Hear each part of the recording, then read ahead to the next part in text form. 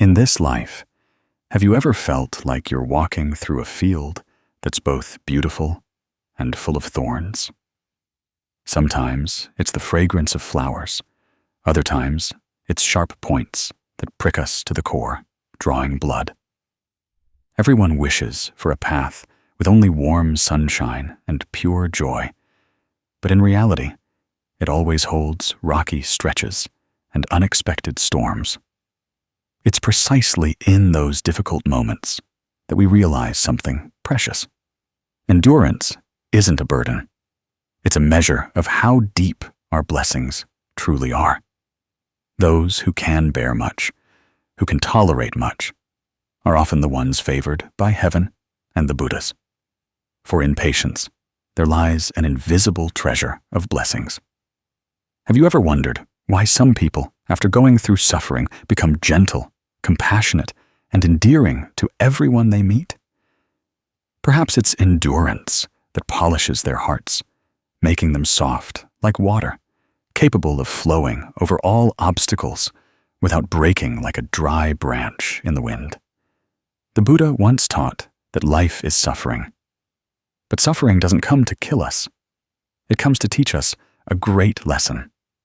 Every tear that falls, if we know how to reflect upon it, can transform into a pearl in our hearts, helping us become brighter, deeper, and more compassionate.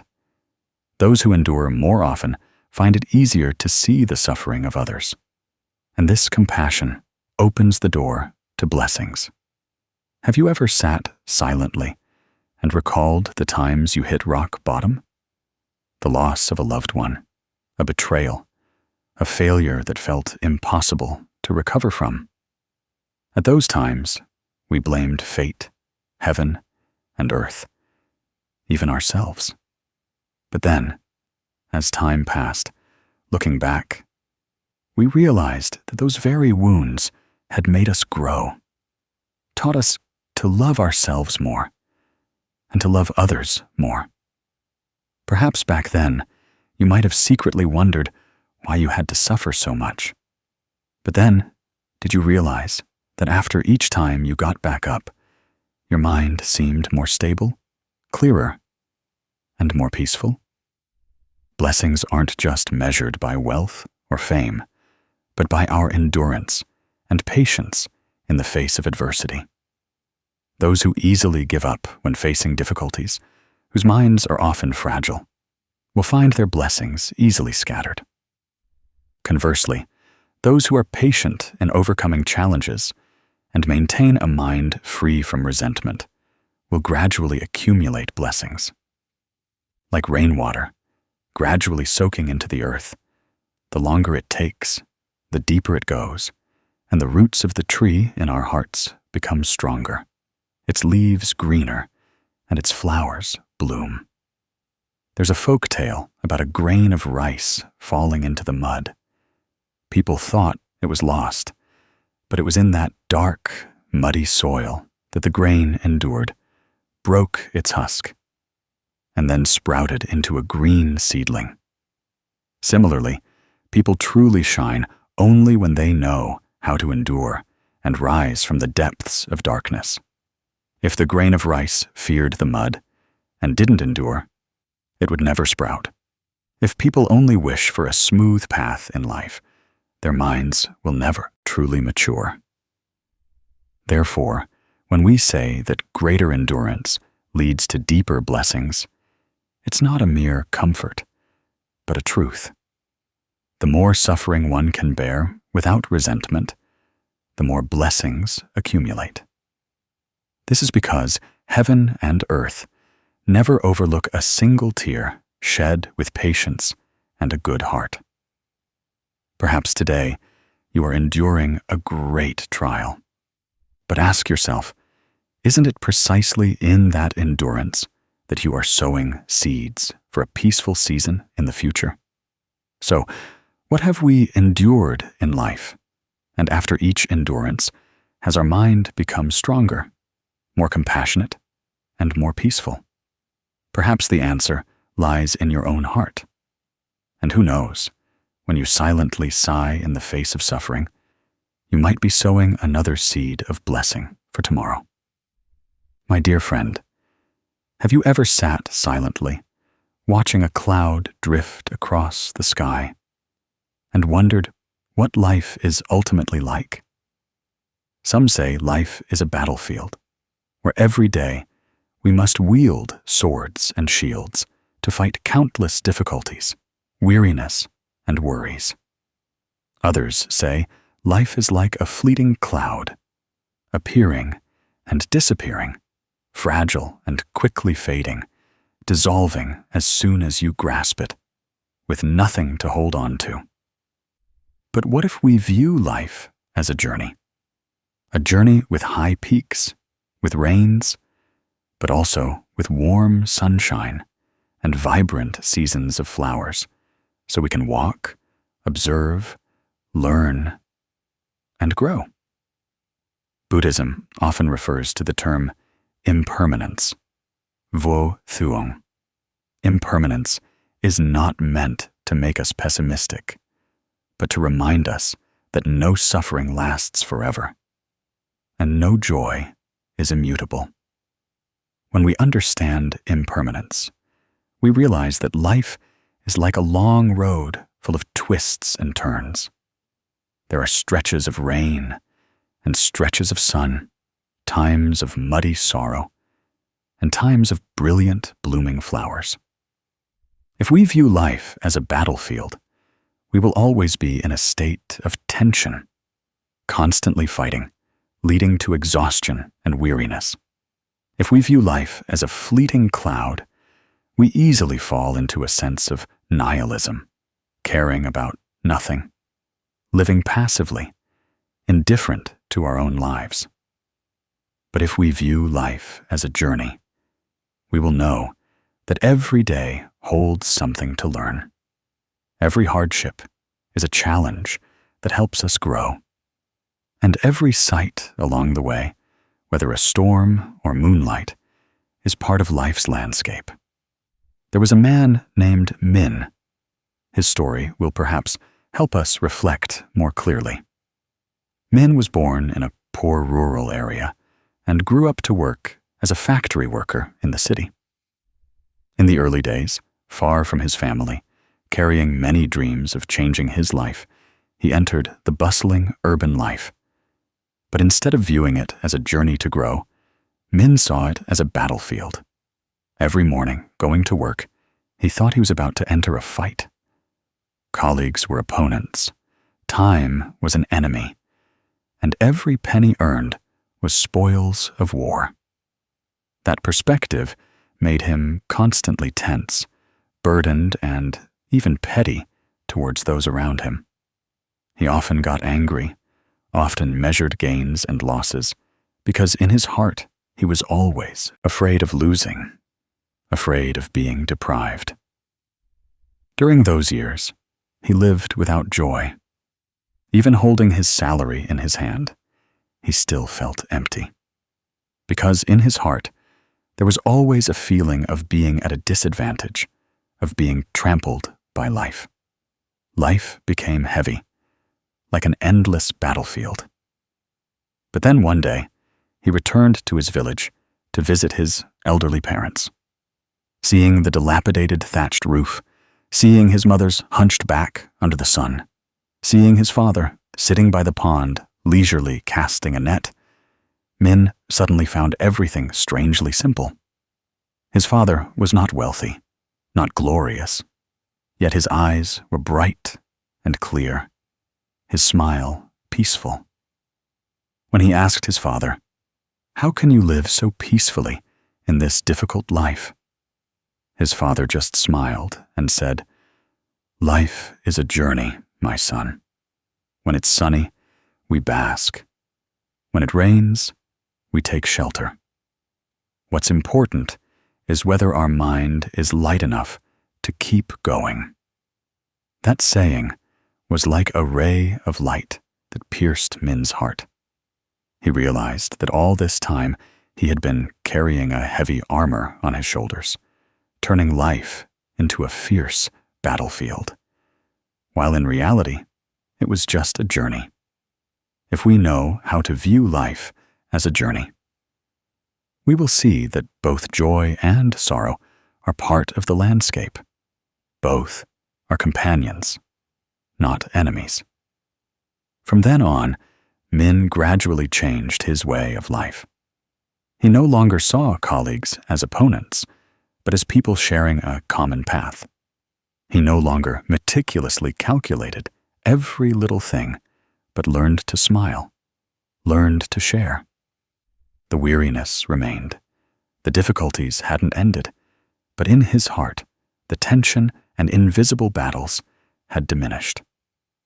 Is it not true that in each of our lives, there are times when we view life as Min did before? We constantly fight for more money, status, and fame. But the harder we try, the more tired and empty we become. Sometimes we think life is just like a fleeting cloud, so we give up, drifting through each day with no effort and no faith left. But if we try to change our perspective, viewing life as a journey, we will see things very differently. A failure is no longer an end point, but just a bend in the road.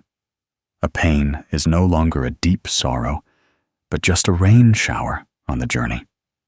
When the sun comes out, we smile. When it rains, we take temporary shelter, and then continue. Everything becomes an experience rather than a burden. In Buddhist scriptures, it is taught that the mind is more important than circumstances, the same event. But if our mind is heavy, we see it as a disaster. If our mind is light, we see it as an opportunity to learn, to grow. The same path. But someone who sees it as a battlefield sees blood and fire. Someone who sees it as a cloud sees emptiness.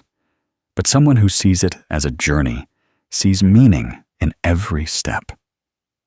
Our mental attitude is the key that determines peace or suffering. Have you ever paused to look back at your journey and ask yourself what mindset you've been walking with all these years? Were you a tired warrior, someone who gave up, or a traveler enjoying the scenery? If you feel you've been too stressed, too weary, try changing your perspective. Try to see life as a journey. Each day, remind yourself that today is just a stretch of road. What can I learn from it? And what scenery can I admire along this stretch? Think about it. If on a trip, you only argue with your companions, only constantly calculate every expense, what meaning would that trip have? Similarly, life is a short journey. If we only fight, only complain, only give up, we miss out on so much beautiful scenery, so many lessons. Therefore, the reminder for each of us is to change our perspective. When we view life as a journey, our minds will be lighter, knowing peace, knowing how to let go of unnecessary things. Suffering is just a bumpy road, while joy is the flowers blooming on both sides of the path. If our mind knows how to relax, we will know how to enjoy even the rain, know how to love even the muddy paths, because we know that everything will eventually pass. And perhaps the most important thing is that in that journey, we learn the lesson of patience and compassion, because it is endurance in the face of high peaks and storms that will deepen the blessings within us. A person who walks through life's journey with a peaceful mind will surely smile when they look back, knowing that they have not wasted their life. I wish you, on your life's journey, always maintain a peaceful mindset so that every step is a beautiful experience, every hardship is a valuable lesson, and every joy is a cherished gift. Have you ever sat alone in the short night, listening to the rain fall outside the eaves, and suddenly wondered why human life contains so much suffering. If life were compared to a river, it wouldn't just have days when the water flows clear and calm, but also times when it surges with muddy, turbulent waves. It is those fierce waves that make us realize the value of peace, just as the bright sunlight shines more brilliantly after a storm. If life were only full of convenience and smoothness, perhaps people would never truly understand what true happiness is. Suffering and adversity, though bitter, are silently sown as seeds in the soul, to one day blossom into wisdom and compassion. In Buddhism, the Buddha once taught that life is a sea of suffering. This seemingly pessimistic statement is actually a reminder for us to look directly at the true nature of life. Suffering is not a disaster, but an essential part of the human journey. If there were no darkness, we would not see the light. If there were no failures, we would not appreciate success. If there were no difficult days, how could we deeply feel the happiness of a full meal, of a warm home? The Buddha never advised us to run away from suffering, but taught us to see it as a lesson, an opportunity to cultivate our minds, to repay karma, to sow blessings. Have you ever wondered why many people living in wealth still feel uneasy, while some, though poor, maintain a serene smile?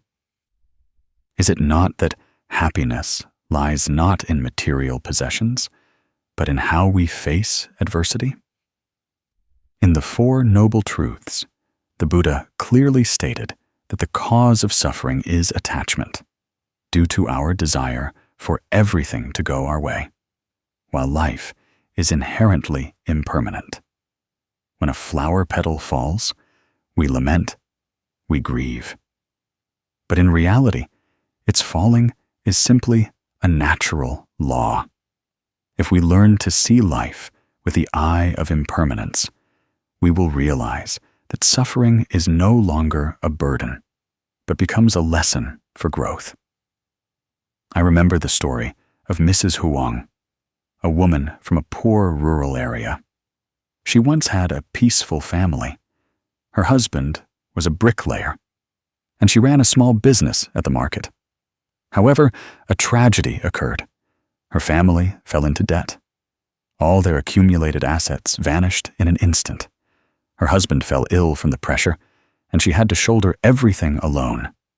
From a market vendor, she became a street vendor, traveling all over the streets, carrying baskets of fruit and bundles of vegetables on her shoulders to raise her children. On rainy, windy days, her feet were chapped and soaking wet, but she still gritted her teeth and kept going. Some people who saw her felt pity, others sneered. But in her heart, the flame of resilience never extinguished. It was those difficult months that taught her to cherish every small coin. If before she had wasted money on pleasures, now every penny she earned, she valued like a sprout of life. Even if a meal consisted only of vegetables and salt, the sweat and effort poured into it made her feel it tasted better than any delicacy. More importantly, that adversity taught her how to teach her children compassion. She often told her children, "My child, my hardship is nothing. I only hope you understand that everyone in life experiences suffering. If you succeed later, remember the days when your mother and I ate meals with tears, so you will know how to love and help others." Reflecting, didn't suffering transform Mrs. Huang into a stronger and more compassionate person? If her life had remained peaceful, perhaps she would never have known her great endurance, and perhaps she would never have been able to teach her children such valuable lessons through her own vivid experiences. This is also the spirit of Buddhism. Adversity does not come to kill us, but to temper our minds. Just as iron must pass through fire to become steel, a person who wants to grow must pass through suffering. Many people, when faced with misfortune, often complain about their fate, blaming heaven and earth. But if we look deeply into cause and effect, we will see that everything that happens has a reason. Today's suffering may be due to seeds we sowed in the past. And when the fruit ripens, instead of complaining, we should calmly accept it, viewing it as a way to repay karma. It is in this process of repaying karma that if we keep a peaceful mind, do no evil, and instead create blessings and help others, our blessings will deepen. The Buddha once taught that hatred cannot eradicate hatred. Only love can eliminate it. Similarly, suffering cannot be eradicated by complaining, but only transformed by love, acceptance, and the effort to overcome it. I remember a teaching from a Zen master. The lotus only blooms in muddy water, and it is the mud that nourishes the lotus. Adversity is the mud, and our mind is the lotus seed. If we know how to utilize it, suffering will nourish wisdom and compassion, so that one day the lotus in our heart will emit a pure fragrance in the world.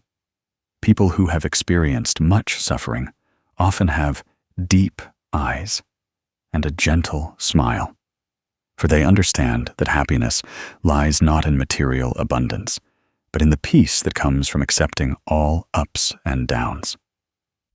My dear friend, if today you are suffering, please do not despair. See it as a lesson that life is sending you. Try to look at it with a grateful heart, because it is thanks to it that you will appreciate every moment of peace. If you stumble, ask yourself what you learned from this fall. If you suffer a loss, ask yourself what this teaches you about impermanence.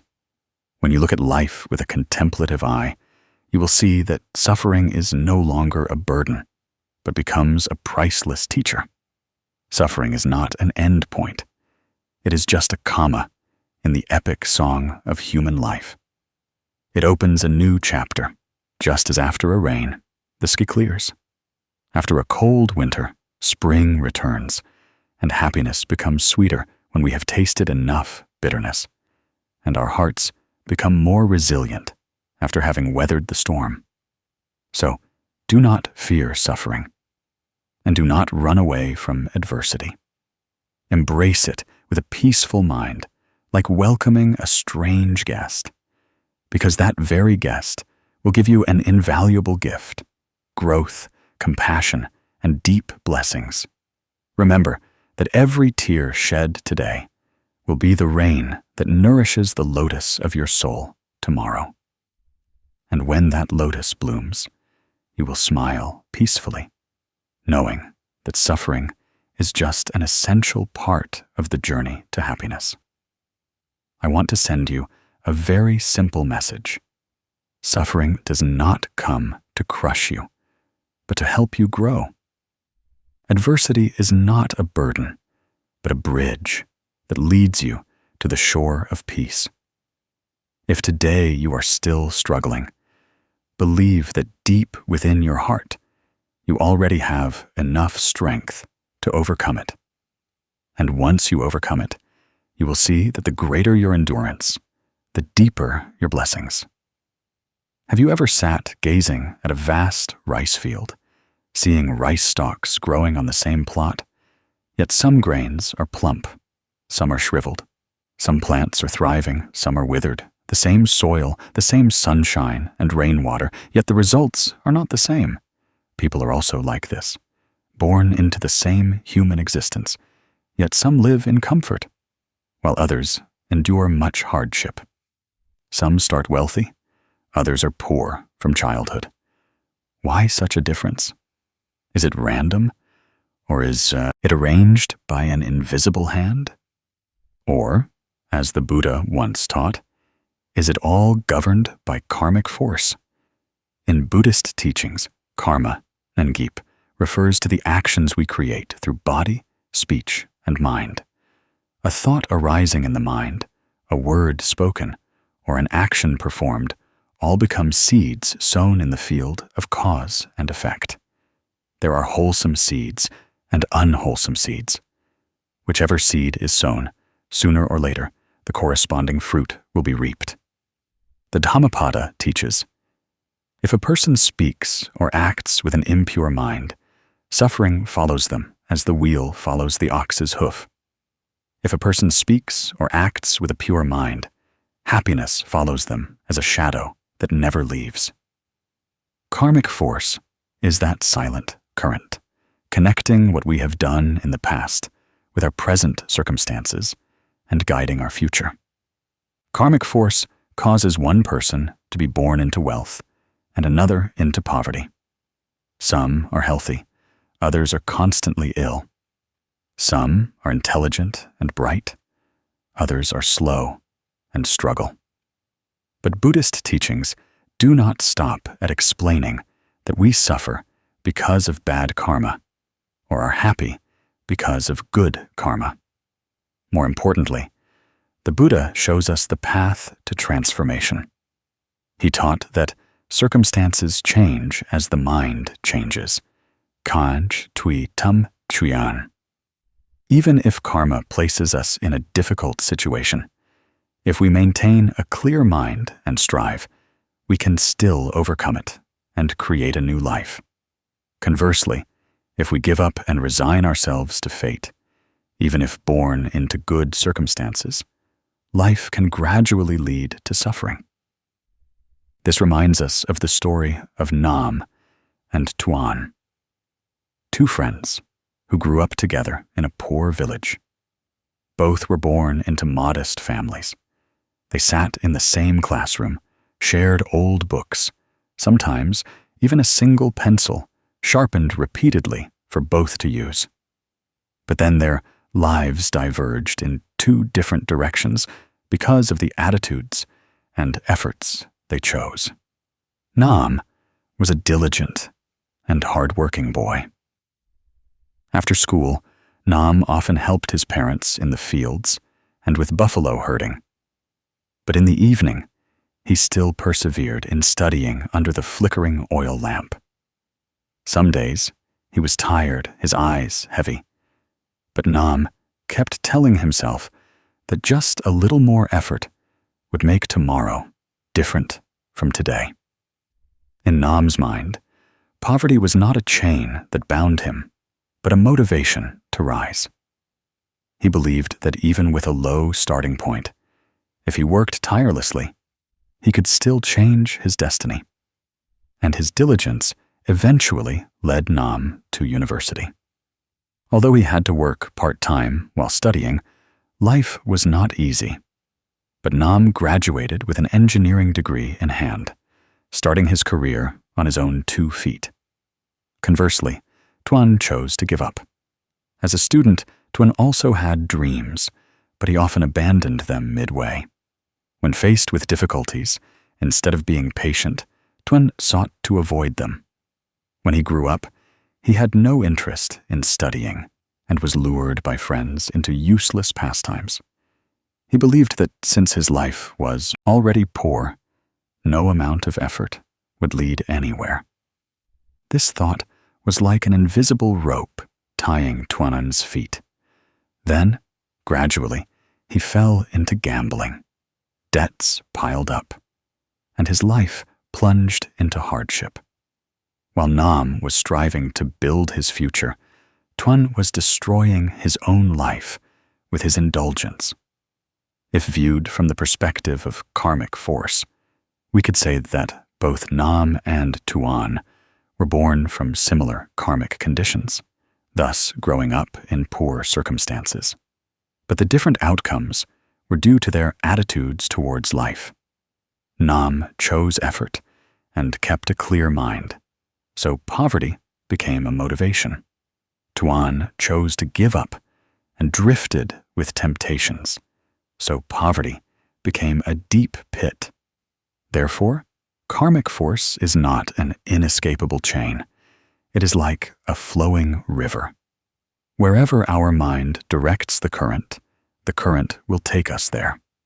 The Buddha once taught that karma can be transformed through mindfulness and right action. If we have sown unwholesome karma, now let us sow wholesome seeds to compensate. If we have lived indulgently, now let us know how to stop, amend, and be diligent. We cannot choose the circumstances into which karmic force places us, but we can absolutely choose how we respond. A person who practices contemplation will see that today's suffering is the fruit of past causes, and tomorrow's happiness will come from the causes we sow today. Perhaps that is why there is a folk saying, "Virtue can overcome fate." A person with virtue and effort, even if fate is harsh, can still transform it, like a grain of rice in a field. If the farmer knows how to tend and cultivate it, the plant can still produce golden, plump grains, even if the soil is barren. It is the same with people. Karmic force creates the initial circumstances, but effort and attitude determine whether we live in suffering or peace. My dear friend, have you ever fallen into difficult circumstances and wondered why you suffered so much? Have you ever felt unfair when you saw others having an easier time than you? If so, please remember that this is not for you to complain, but for you to understand the law of cause and effect. Instead of complaining, ask yourself what seeds you are sowing today, because today's causes will determine tomorrow's fruits. And instead of comparing yourself to others, compare yourself today to who you were yesterday. If you see yourself more mature, more peaceful, then that is already a transformation of karmic force. The Zen Buddhist channel wants to send you a message. Karmic force is real and affects everyone's life. But do not view it as an unchangeable destiny, like a kite. The wind can lift us up or push us down. But the string and how we control it determine whether we maintain balance. If we know how to keep a clear mind, how to make an effort every day, then even if the beginning is difficult, we can still rewrite the story of our lives. And then we will deeply understand one thing: the greater our endurance, the deeper our blessings. Have you ever walked under a sudden rain without an umbrella and secretly wished someone would appear to shelter you? Life, too, is often like those rains, sudden, cold, and unannounced. We often hope for a helping hand, a compassionate embrace, a rescue from outside to alleviate the suffering that is pouring down. But then, have you ever asked yourself if true shelter comes from others or from your own preparation and inner strength? In Buddhist scriptures, there is a beautiful story about Kwan Am and the umbrella. There was a woman who experienced suffering in life and constantly prayed for Kwan Am to appear and save her. One day, when a heavy rain poured down, she was drenched and shivering, constantly uttering prayers. "Kwan Am Bodhisattva, please have mercy on me. Please give me an umbrella to shelter from the rain." But looking around, she saw no one coming. She became annoyed and grew doubtful in her heart. Perhaps the Bodhisattva does not hear my plea. Then, in the cold wind, she realized something. If she didn't want to get wet, she had to prepare an umbrella for herself. It was then that she deeply understood that salvation does not always come from outside, but fundamentally from self-reliance, mindfulness, and proactivity within oneself. That story seems simple, but contains profound philosophy. The Buddha once taught, "Be your own lamp, be your own refuge. Do not seek refuge in anyone else." Ultimate liberation does not lie in the hands of any deity, nor does it come from the bestowal of an external force, but it lies right within the enlightenment, the awakening of each individual. When we know how to prepare, how to practice, how to sow wholesome seeds, then even if a storm comes, our mind will still have a golden shelter. Perhaps you will wonder why we still pray, still turn to the Buddhas and Bodhisattvas. Isn't that a contradiction? In reality, prayer is a way to inspire faith, to awaken within us the energy of compassion and wisdom. When we chant the name of Kwan Am, it's not to wish for her to come from afar, to solve all our suffering for us, but to awaken within ourselves the inherent seeds of compassion, patience, and resilience. The image of the Bodhisattva is a mirror reflecting our soul, so that we know that we too can become a compassionate person, capable of sheltering ourselves and others. Life today is also like that. I remember once meeting an old woman named Lang, a neighbor in my village. That day, it rained heavily, a sudden downpour. Mrs. Lang was returning from the market without a raincoat or umbrella. She fumbled around under a small eaves, completely drenched. Seeing this, a passerby stopped, opened his wide raincoat, and gently said, "Grandma, come with me. I'll take you home." Mrs. Lang was delighted, following him, her heart filled with gratitude. But when she returned home, sitting silently on the porch, she told herself, "I can't always rely on others to shelter me from the rain. I must take care of myself. Tomorrow, when I go to the market, I must have a raincoat ready." From then on, she never forgot to bring a raincoat whenever she left the house. Mrs. Lan's story is like the story of Kwan Am and the umbrella. Others can help us once, twice, but no one can live our entire life for us. The Bodhisattva can give us faith, give us comfort, but true liberation and peace come from our own preparation, practice, and growth. In other words, if we want an umbrella to shelter from the rain, we must be the one to carry it ourselves and not just sit and wait for heaven's mercy or for someone else to lend us one. The philosophy of Buddhism here is very clear. Life is inherently impermanent. Rain and shine change unpredictably. Suffering can strike at any moment.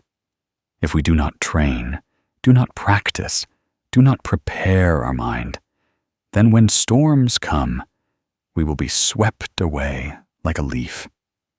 But if we have mindfulness, wisdom, and compassion, those sufferings are merely raindrops that may fall without drenching the soul. As the Buddha once taught, the mind remains unmoved amidst praise and blame, like a solid rock amidst wind and storm. Try to think, haven't we in our lives been like Mrs. Lan many times? When faced with difficulties, we often beg others for help, plead for life's mercy, pray to deities for salvation. But after overcoming adversity, we realize that true stability only comes when we know how to stand up on our own. Others can give us a bowl of rice, but if we don't know how to cook or work for ourselves, hunger will return. Others can offer a word of comfort, but if our mind doesn't know how to practice, sorrow will come back. Similarly, bodhisattvas can bestow faith upon us, but true peace only comes when we turn inward to practice and save ourselves. The Buddha taught, "You are your own island." That saying is both simple and profound. For in the vast sea of suffering, if there is no sturdy island to take refuge in, we will forever be swept away by the waves. And that island is not far away. It is precisely our self-reliance, our awakening, our practice in every breath, every step. When we know how to light our own torch, how to carry our own umbrella, then no rain can make us panic. This does not mean we deny help from others. Like Mrs. Lan, that day she was still very grateful to the person who lent her a raincoat. That gratitude made her feel warm, made her see that life still held many beautiful things. But gratitude does not equate to dependence. On the contrary, precisely that gratitude made her more determined to take care of herself so as not to bother others. That is also the spirit of Buddha's teaching. Gratitude and appreciation, but at the same time, self-reliance and mindfulness. Is it not true that upon hearing this story, you too will ask yourself how many times in life you hoped to be saved, but forgot that you could save yourself? How many times did we wait for someone to give us an umbrella, but then forgot to carry a raincoat in our hearts? In fact, the Kuan Am umbrella is not elsewhere, but lies within our self-reliance, within the wisdom and compassion in each person. If you are going through a difficult period, try to stop, take a deep breath, and remember that you can be your own support. Learn to let go of the delusional desires for someone else to bear your suffering. Learn to prepare yourself for peace with mindfulness, gratitude, and resilience. Then you will realize that the winds and rains outside are no longer a threat, but just a part of life. And you know, it is precisely when we save ourselves that we gain the ability to shelter others.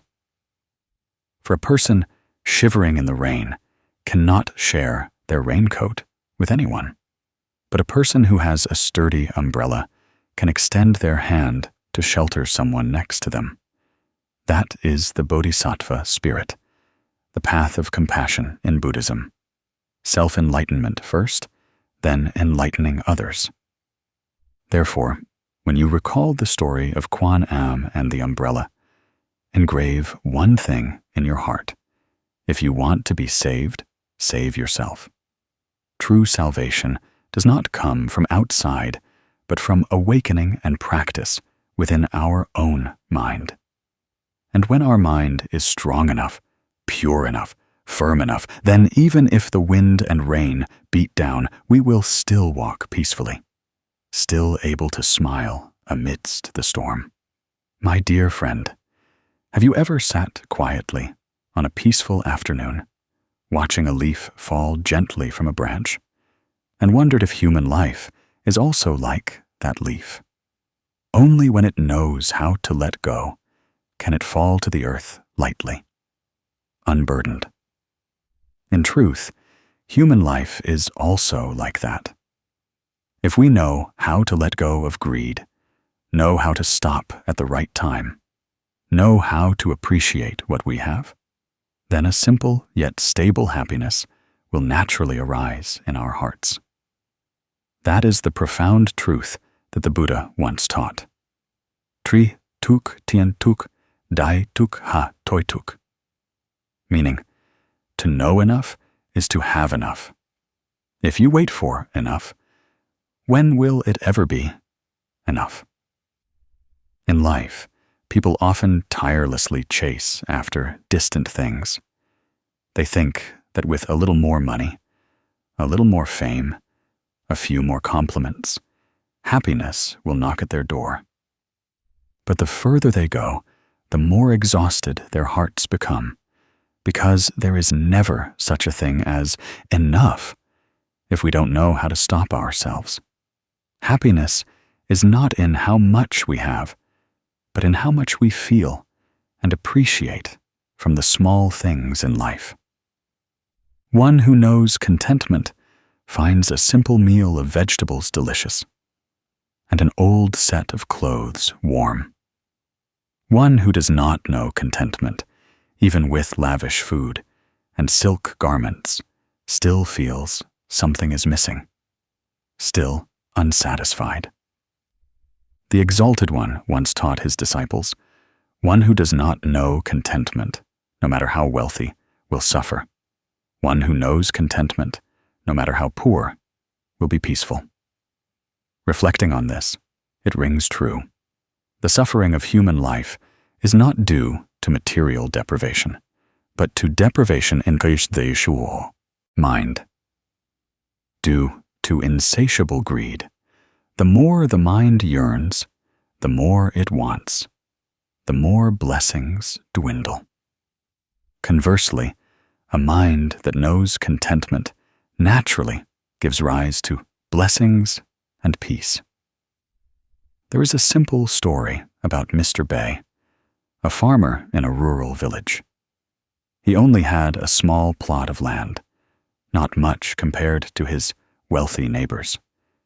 They had several large fields, barns full of buffalo and cows and spacious homes, while he only had a simple thatched house and a few rows of green vegetables in the backyard. Yet, no one ever saw Mr. Bay complain or worry.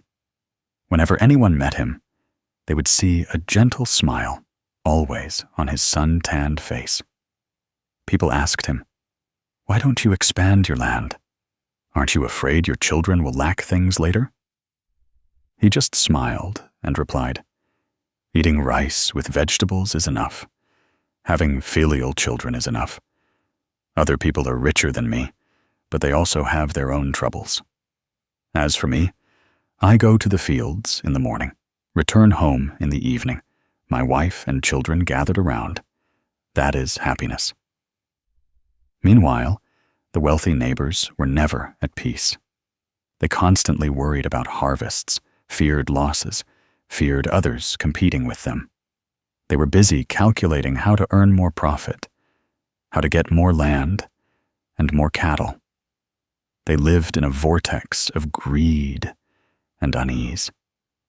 Even with wealth piled up in their homes, people still lay awake at night, constantly afraid of losing money, losing land, never at peace. This shows that happiness is not about having much or little, but about whether the mind is content or not. The story of Mr. Bay, the farmer, makes us think of so many lives around us. Some people live in luxurious cities, in tall houses with wide doors, but their hearts are always dissatisfied, always feeling lacking.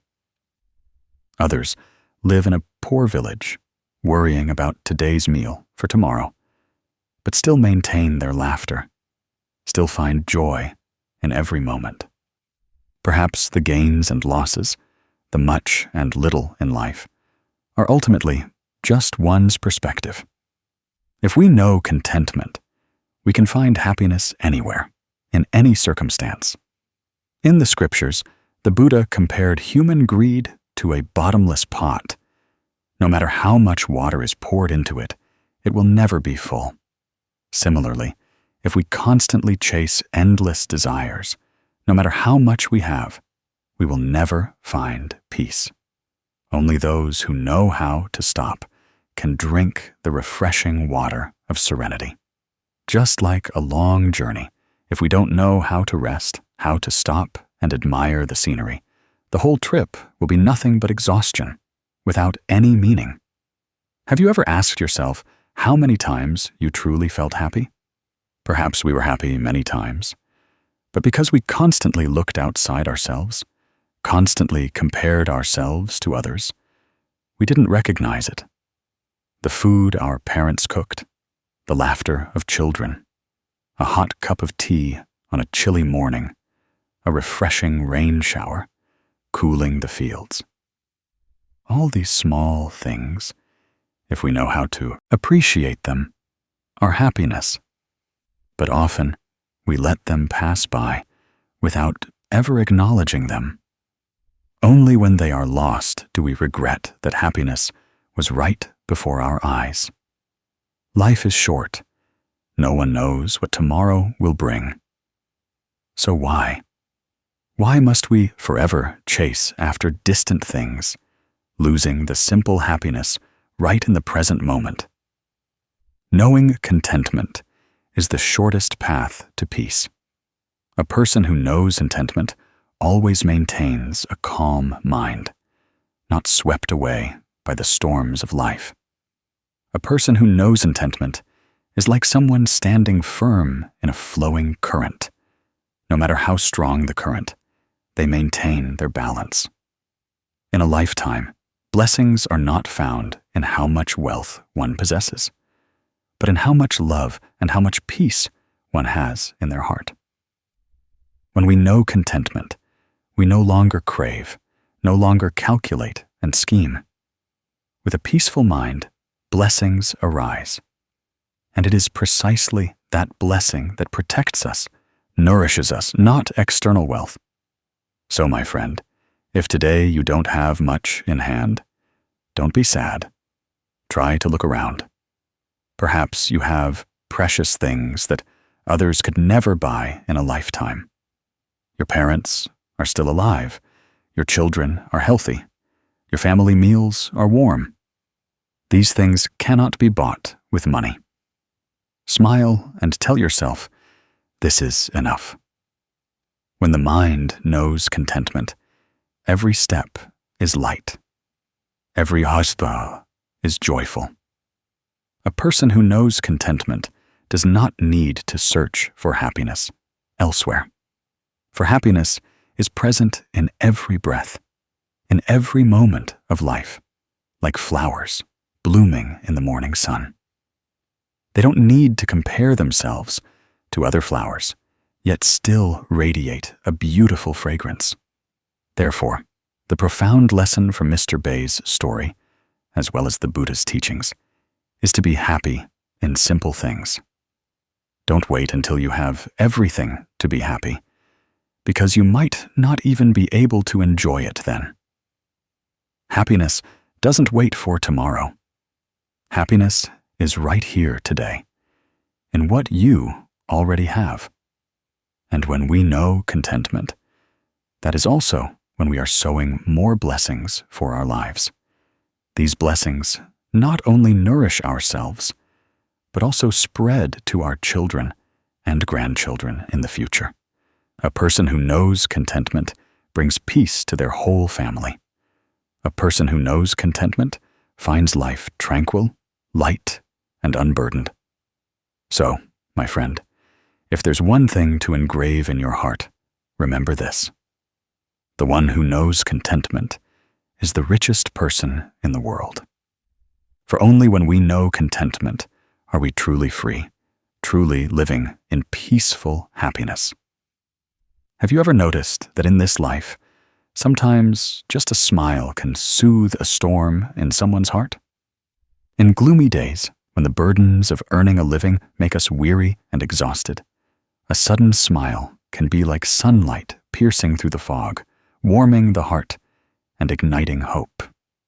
The ancients had a saying, "A single smile is worth 10 nourishing tonics." That saying is not just a simple analogy, but also holds a deep truth. A smile is the miraculous medicine of the soul, the key that opens the door to peace within us, and also a seed that sows blessings for others.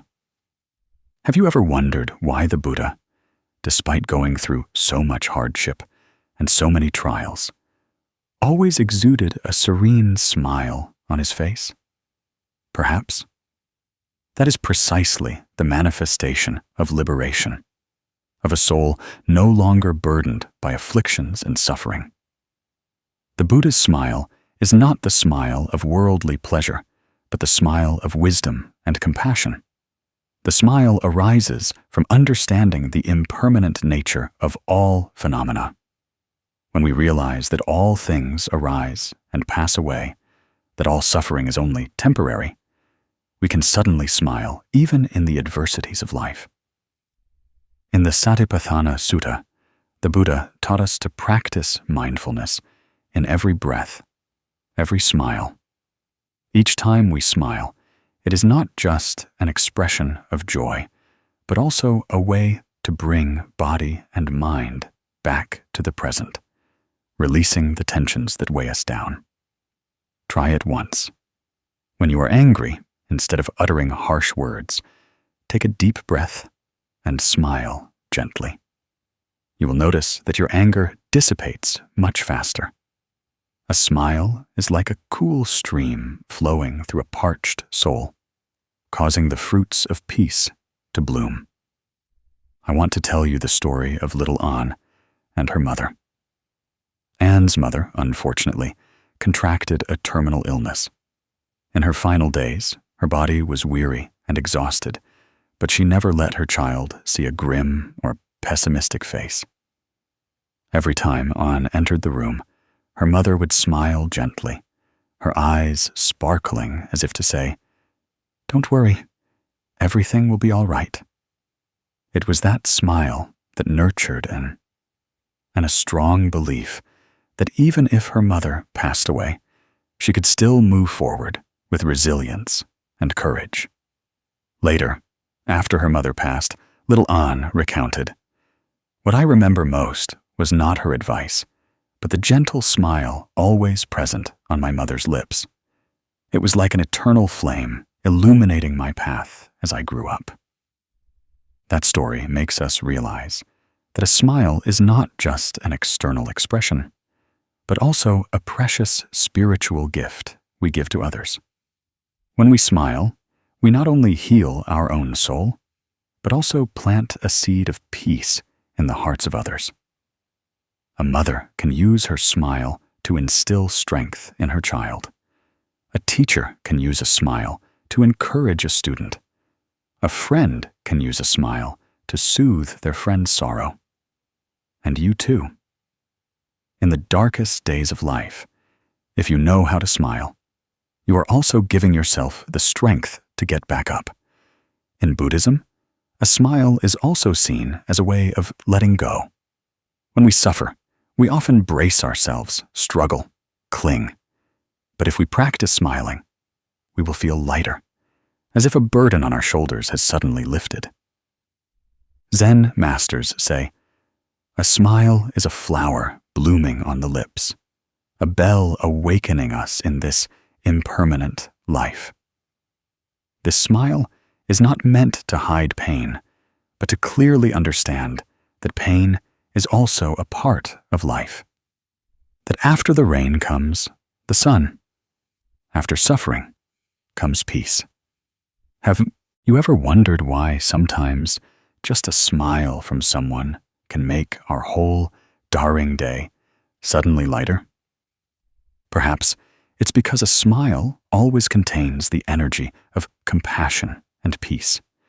And have you ever realized that a scowling face can make others wary, while a sincere smile can open the door to connection, bringing people closer together?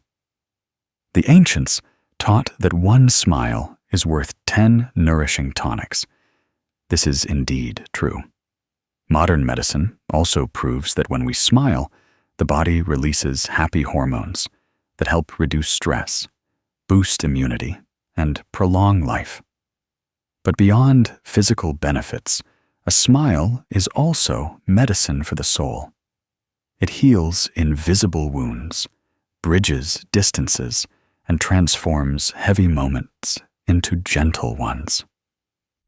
A Zen master once said, "If you want to reduce suffering in the world, try to smile more." Smiling does not mean we are indifferent to suffering, but that we accept and transform that suffering into strength. Each time we smile, we are affirming that we are not defeated by adversity, that we still have enough courage to continue. My dear friend, Perhaps the greatest lesson we can learn is to practice smiling, even when suffering surrounds us. Because when we smile, we are sowing blessings for ourselves and for others. A sincere smile can dissolve all anger, heal emotional wounds, and open a new path to peace. I want to send you a gentle reminder. Keep your smile, for it is not only the most precious ornament of humanity, but also the door that brings us closer to peace. A smile can change a whole day. A smile can warm a whole heart. And a smile can also deepen your own blessings. So please don't forget to smile, even when there's a storm in your heart. My dear friend, have you ever sat silently on a bright moonlit night, watching the moonlight spread across the ground, shining down on every roof, every tree, every familiar path? The moonlight is not noisy, not hurried. It gently spreads a soft light, making the human heart feel calmer and more peaceful. Some compare human kindness to that moonlight. Though soft and not as brilliant as the sun, it can illuminate the dark corners of the soul, dispelling the shadows that sometimes we ourselves don't realize we are holding on to. Is it not true that in this life, what each of us needs to retain is a pure soul, a kind heart, so that whenever we smile, whenever we extend our hand, others can feel the genuine warmth from us? The ancients had a saying, "Good deeds meet good fortune." That is not just a moral lesson, but also reflects the law of cause and effect that the Buddha taught thousands of years ago. If our mind thinks good, our words are kind, and our actions are wholesome, then sooner or later they will bear sweet fruit. Human life is inherently impermanent. Everything changes with time. But kindness is the most enduring asset we can carry throughout this journey. The Buddha once taught that a pure mind leads to a pure Buddha land. When the mind of each person is illuminated by wholesome thoughts, the world around us gradually becomes clearer and more peaceful. Have you ever wondered why some people, just by their presence, make the atmosphere lighter and warmer? They don't need to talk much, don't need to prove themselves, but the kindness radiating from them is like the fragrance of flowers in the wind, naturally drawing others closer.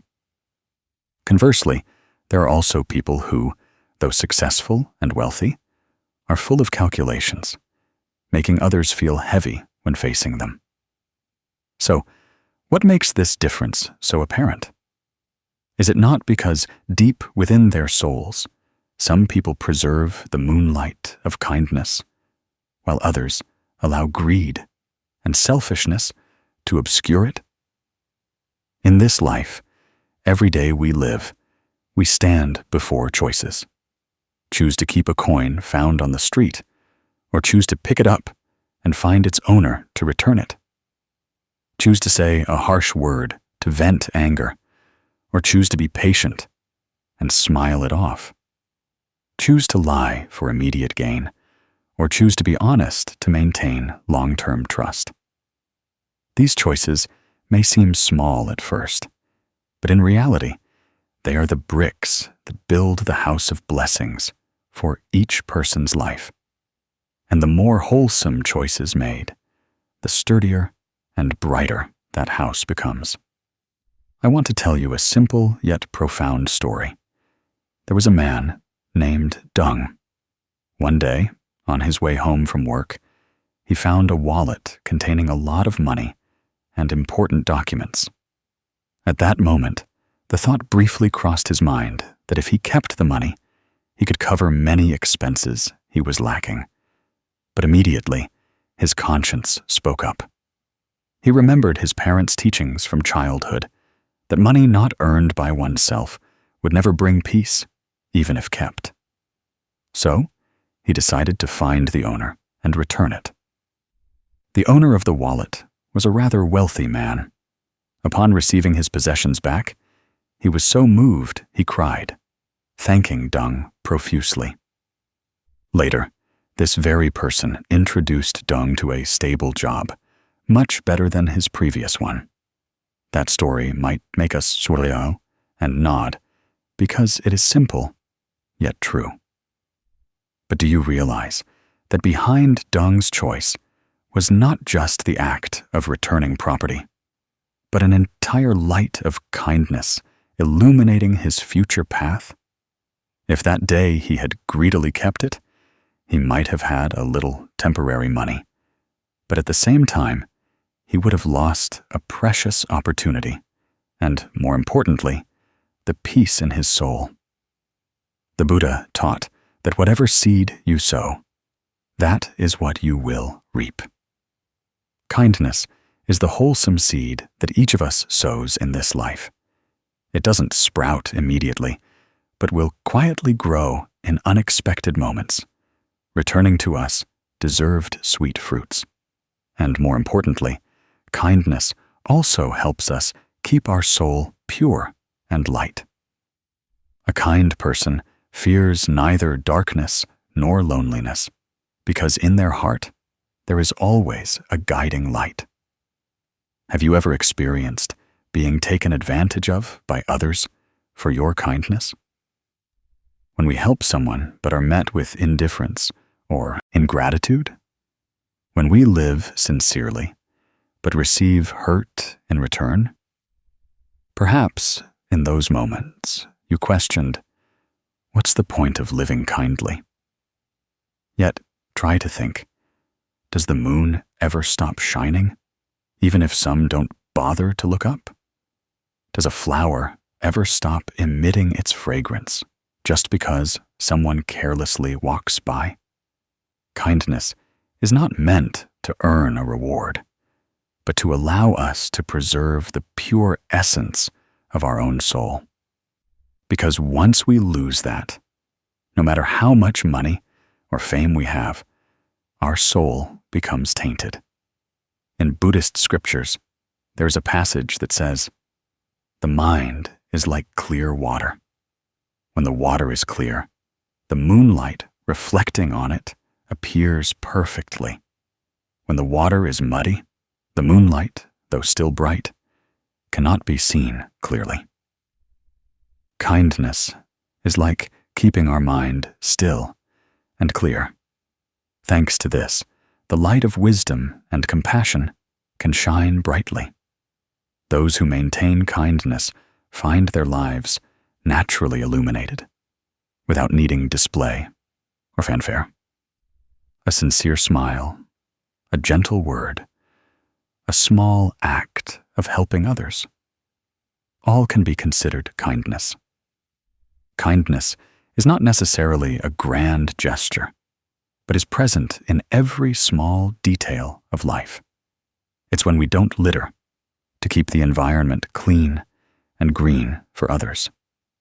It's when we offer our seat to an elderly person on a crowded bus. It's when we listen to a sad friend instead of just talking about our own problems. These things, though small, contribute to a more peaceful and stable world. Don't you see? Living kindly is a way of sowing blessings. And the greater our endurance, the more we preserve kindness, even in adversity, the deeper our blessings become. Because in difficult times, we still choose kindness instead of resentment, still choose compassion instead of selfishness. That is when the light in our hearts shines most powerfully. So, my friend, if one day you feel your heart wavering, try sitting under the moonlight and let its gentle light permeate your soul. Ask yourself, do I still hold the moonlight of kindness in my heart? And if the answer is yes, then congratulations to you. For even if life brings many storms, within you there is still a safe, bright place to return to. Finally, I just want to remind you gently that the moonlight of kindness in your soul is the most precious gift you can give to yourself and to this life. When you keep it, you will find every step becomes peaceful, every smile becomes radiant, and every day lived is a blessing.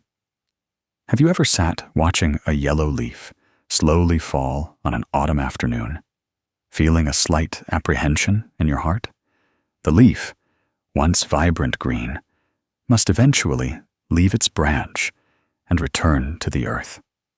Just as a flower, brilliant and fragrant in the morning, withers by evening and is swept away by the wind, leaving no trace, we too are born into this world, grow up, age, and eventually depart. Everything in this human realm operates according to an immutable law that the Buddha called impermanence. Yet, strangely, people often cling tightly to things, wishing to hold on to them forever, so that when change inevitably comes, the suffering they experience is beyond words. Is it not true that the root of suffering lies in clinging to permanence, when life inherently has nothing lasting? The Exalted One once taught that all conditioned phenomena are impermanent. What arises must cease. What unites must separate. What exists must be lost. When we understand this truth, our hearts will gradually learn to let go. And it is in that letting go that we find freedom. Try to think, how can a person who constantly holds a heavy stone in their hand travel far? Only when they put that stone down can they move forward lightly. Letting go is not a loss, it is liberation. For what we call loss is actually just a transformation from one form to another. The energy, the love, continues to exist in its own way. Some might ask, what about emotions then? Does letting go mean forgetting or denying what you once loved? No. Letting go in the Buddhist sense is not denial, but acceptance of the truth of impermanence. It means we cherish what we have had, but we don't allow ourselves to be drowned in suffering when things change. When we understand impermanence, we will know how to cherish the present, because we know this moment will also pass. And only by living fully in the present moment can we truly touch happiness. I want to tell you the story of Mrs. Thao. She lived in a small village. Her husband was a simple farmer. Though poor, their life was warm. Then one day, her husband passed away after a severe illness. From then on, she clung to his old shirt as a treasure. Whenever she missed him, she would take out the shirt to look at it and burst into tears. Her tears poured over the years, but her grief never lessened. Her son advised her to stop clinging, but she couldn't bring herself to do it. Until one day, a poor person came asking for clothes. She looked at the shirt, hesitated for a long time, and then, trembling, gave it away. When she handed over the shirt, she cried a lot. But strangely enough, afterwards, her heart felt lighter, as if a burden had been lifted, and she could breathe more easily after so many years of suppression. That story makes us realize that sometimes it is precisely what we cling to for too long that causes us suffering. When we let go, we don't lose the person we love, but we stop tormenting ourselves with useless clinging. That love still remains, but it is placed in a calmer and deeper place in our heart. The Buddha once taught that human life is like a river. No one can step into the same flowing water twice. Today never repeats itself, The person of yesterday is different. The scenery of yesterday is also different. When we understand the truth of impermanence, we will no longer cling. When we cling, we suffer because we want to hold on to what cannot inherently be held. When we let go, we are at peace because we have merged into the natural flow of cause and condition. Have you ever wondered why every time we cling to something, our heart feels heavy, but when we decide to let go and sigh, our heart suddenly feels lighter? That's because letting go is giving freedom back to the soul. Not freedom from the outside, but inner freedom. Not letting the past drag us down. Not letting the future scare us. Only the present remains. And in that present, we find peace. In reality, impermanence is not something to be feared. It is a gift. Because of impermanence, flowers bloom and fade. But it is also thanks to impermanence that flowers can bloom again next season. Because of impermanence, we know that today's suffering will pass, and tomorrow can be different. Because of impermanence, long nights of tears give way to warm, sunny dawns. So why don't we embrace impermanence with gratitude instead of fear and clinging? There is a line in the Dhammapada that says, "Nothing exists forever except change." When we understand that, we realize that life is inherently a continuous series of movements. All phenomena, people, and emotions are changing every moment. If we are mindful, we will realize that every breath is also impermanent. The breath comes in and goes out. The breath goes out and comes in. No breath repeats itself. But it is precisely in each of those breaths that happiness is present. When we clearly recognize that we are breathing, we are living fully in this moment. And that is the liberation that the Buddha wanted to transmit to us. Have you ever noticed that the more you cling, the more you suffer? A person who constantly dwells on a past love, agonizing endlessly, ultimately harms themselves. A person who constantly regrets the past, only seeing the past as beautiful and unable to live in the present. A person who constantly worries about the future, fearing things that have not yet come, thus never enjoying the present moment. All of this is because we forget impermanence. Try to let go a little, and you will find your heart feels completely different. Let go of overly great expectations to find life lighter. Let go of an old resentment to find your heart more open. Let go of a concern to be able to smile more. Letting go does not mean giving up, but knowing where to stop, what to keep, and what to let flow with the stream of karma. Do you remember the story of Mrs. Thao and the old shirt? When she kept it, she suffered. When she gave it away, she was free. That is the clearest proof of the lesson of letting go. And from that, we also understand that letting go is not losing love, but allowing love to exist in a lighter, more ethereal form. So, my friend, practice living mindfully in every breath, every step. Don't chase the past. Don't fear the future.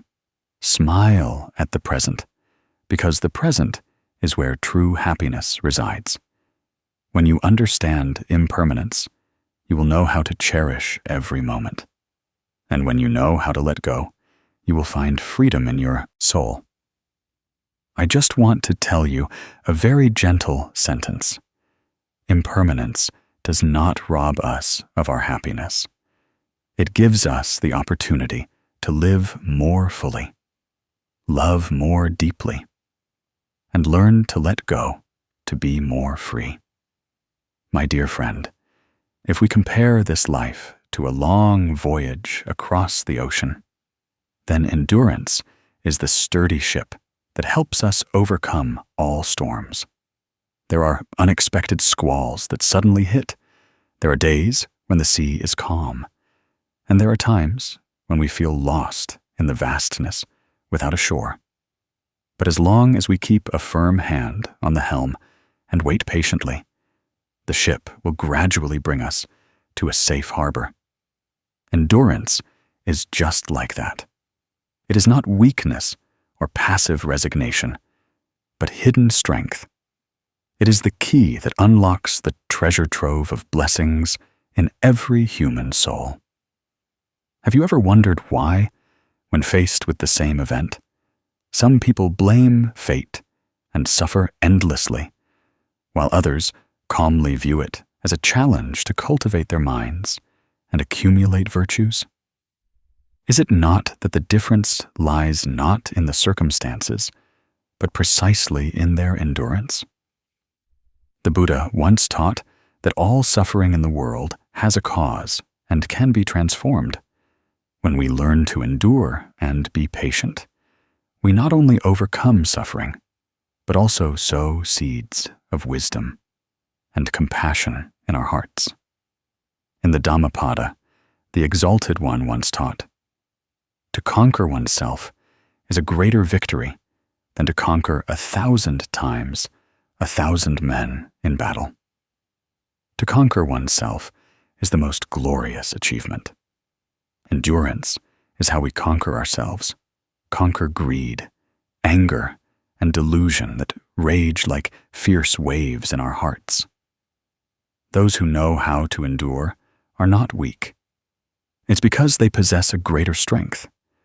That is the strength of the inner mind, of letting go, of the wisdom that clearly sees impermanence. Remember the story of a poor young man named Min from a small village. Min came from a difficult background. His parents passed away early, and he had to both study and work to support his younger siblings. Life's relentless challenges made Min want to give up many times. But instead of complaining, Min chose to patiently study and endure hardships. On rainy days, he carried water for hire. On sunny days, he worked as a laborer. At night, he painstakingly pored over his books. Many people looked at him with pity. Some even called him foolish for enduring too much. But Min just smiled, believing in his heart that today's patience was the foundation for tomorrow. After many years, Min graduated from university, found a stable job, and then returned to his homeland to open a free school for poor children. His endurance not only freed him from suffering, but also transformed into blessings to spread to others. From that story, we realize a truth. Endurance does not diminish us as human beings. On the contrary, it builds within us a deep inner strength that helps us stand firm amidst life's waves. Like a pine tree on a high mountain, the more it endures harsh winds and frost, the stronger its trunk becomes, and the more shelter its branches provide for all creatures. A person with endurance is also like this. The more storms they pass through, the more blessings they accumulate, and the brighter the light of compassion shines in their life. Have you ever wondered why our ancestors often advised, "A moment's forbearance brings 100-fold of good"? Behind that simple saying lies the profound wisdom of the ancients. When we forbear a word or endure a hardship, it's not because we are weak, but because we are sowing a wholesome seed into the universe. That seed will sprout into blessings, and one day it will return to protect us. The ancients also said, "Patience is gold. Gold is precious because it is refined through fire. People are precious because they know how to temper their minds with endurance." Therefore, endurance is the key. It opens the door that leads us out of the dark room of anger. It opens up the vast space of freedom and peace. When we know how to endure, we know how to stop before uttering hurtful words. We know how to be patient, to avoid creating more enmity. We know how to accept impermanence, to let go of mental bonds. And then, blessings are naturally accumulated, like cool water flowing endlessly in the soul. A person with great endurance is not someone who strains to carry all suffering, but someone who knows how to transform suffering into lessons, who knows how to use suffering to grow. Just like a lotus seed, it must pass through muddy water to emit a fragrant scent. People must pass through challenges to accumulate deep blessings. If today you are experiencing difficulties, please do not be discouraged. Remind yourself that all suffering will pass. Only a patient mind and a compassionate heart endure. Practice patience in words and actions. Practice giving, even if it's just a smile or a warm hug. Know contentment with what you have and live in harmony with circumstances without clinging. All these things are the path that leads you to true happiness. I would like to conclude with a heartfelt wish. May you always maintain a peaceful mind amidst all storms, so that no matter how life changes, happiness and blessings will always be with you, like the soft moonlight gently shining in the night sky.